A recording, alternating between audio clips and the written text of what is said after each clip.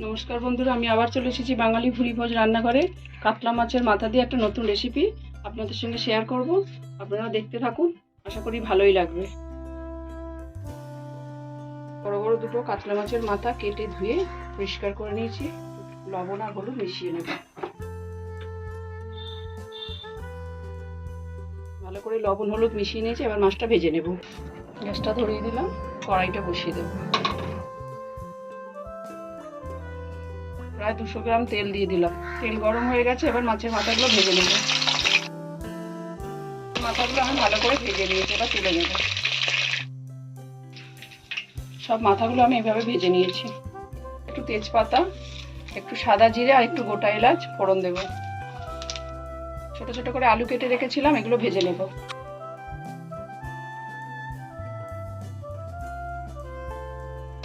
ততক্ষণ আলুটা ভাজা করে নিই, ভাজা করে নেব। তারপরে আমি একটু মশলা বেটে নেব।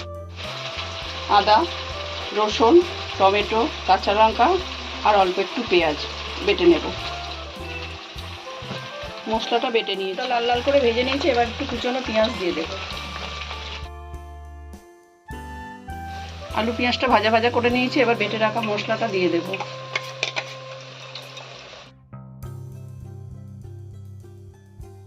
বাটা মশলাটা তেল ছেড়ে দিয়েছে, এবার আমি গুঁড়ো মশলা দিয়ে দেবো। লঙ্কার গুঁড়ো, হলুদ গুঁড়ো, জিরের গুঁড়ো, কাসুরি মেথি, গরম মশলা।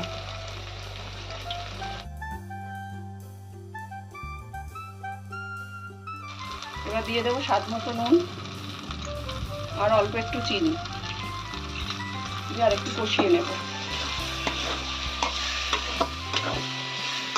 কাঁচা মশলার গন্ধটা চলে গেছে, এবার জল দিয়ে দেব।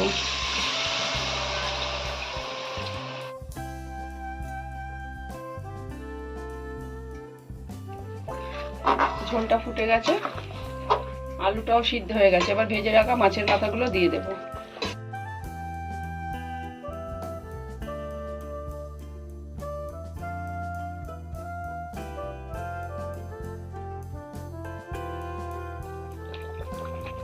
বড় কাতলা মাছের মাথা এইভাবে বানাবেন, দারুণ লাগবে গরম ভাতে।